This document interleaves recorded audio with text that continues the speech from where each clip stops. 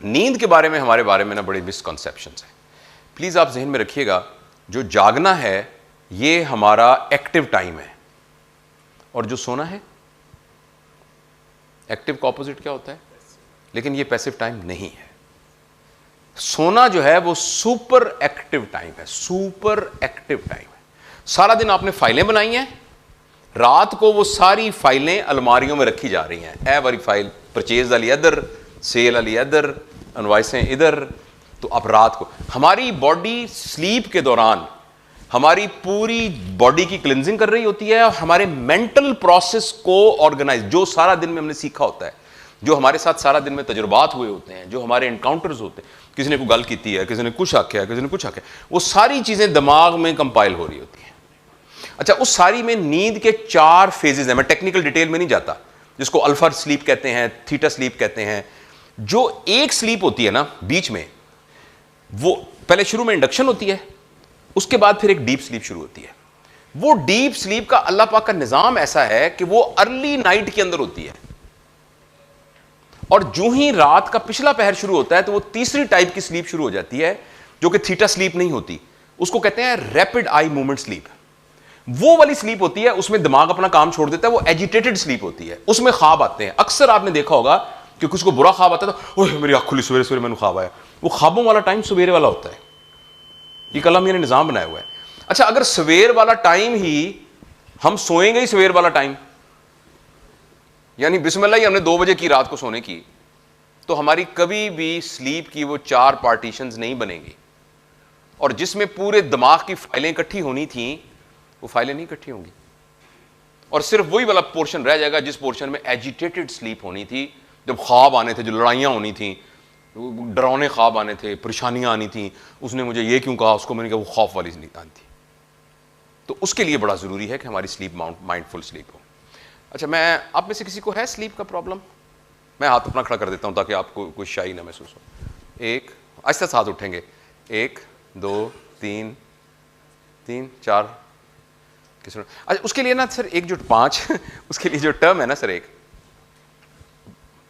आप जानना चाहते हैं कि स्लीप को कैसे बेहतर करें, उसके लिए एक टर्म है स्लीप हाइजीन। स्लीप हाइजीन का मतलब है कि सोने को आप सेलिब्रेट करें। जश्न नहीं मनाएगा, आह जी हुण आपां सोवांगे, लो जी हुण असीं सौण लगे। स्लीप को सेलिब्रेट करें, और सोने से पहले जो आपका सोने वाला कमरा है वो सिर्फ सोने वाला कमरा हो।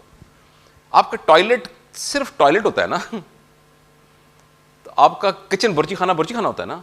सोने वाला कमरा सिर्फ सोने वाला कमरा हो। सोने वाले कमरे में कोई किताबें ना हो। सोने वाले बेडरूम में टीवी, बेडरूम में कोई टीवी नहीं होना चाहिए। बेडरूम के बाहर एक फिल्टर लगा होना चाहिए, एक टोकरी पड़ी हो, मोबाइल उसके बाहर पड़ा हुआ है, लैपटॉप उसके बाहर पड़ा हुआ है। और सोने से पहले कमरे की चादरें लाइट कलर की होनी चाहिए, कमरे में अच्छी सी खुशबू आनी चाहिए। सेलिब्रेट कर रहे हैं ना आप। और सोने से पहले 5 मिनट अपने आप को दें। 5 मिनट सोने से पहले अपने आप को दें आप। और वो 5 मिनट क्या हैं? लंबे लंबे सांस लें, अपने आप से बात करें, अपने आप को कहें कि मैं अब सोने लगा हूं। सारे दिन में जो कुछ था मैंने उसको संभाल लिया है, जिसको मैंने डील करना था डील कर लिया है, जो बाकी बच गया वो मैं कल डील करूंगा। अब मेरे ऊपर कोई प्री ऑक्यूपेशन नहीं है, जो मैंने काम थे सारे कर लिए हैं।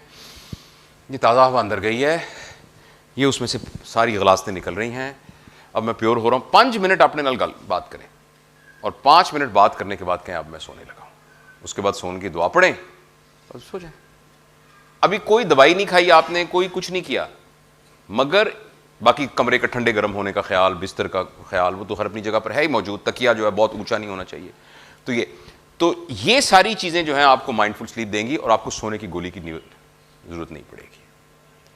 तो माइंडफुल स्लीप हमारा मॉडर्न एज में सबसे बड़ा प्रॉब्लम है कि हमें स्क्रीन जो है ना, ये हम रात को यूज करते हैं।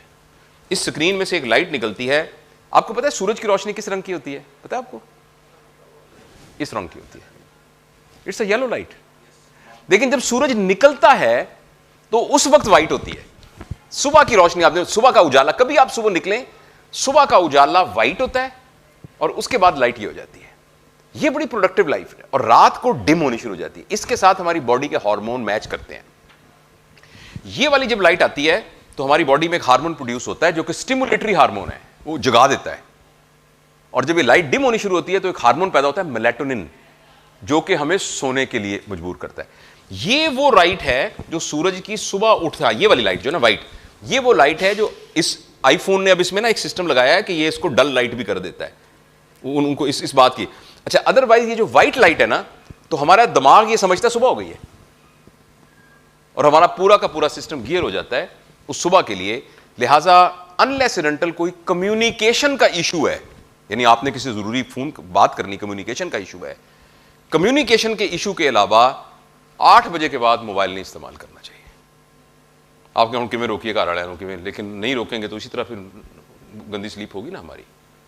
8 बजे के बाद जो है ना इसको अवॉइड करना बहुत जरूरी है। तो दिस इज अबाउट स्लीप।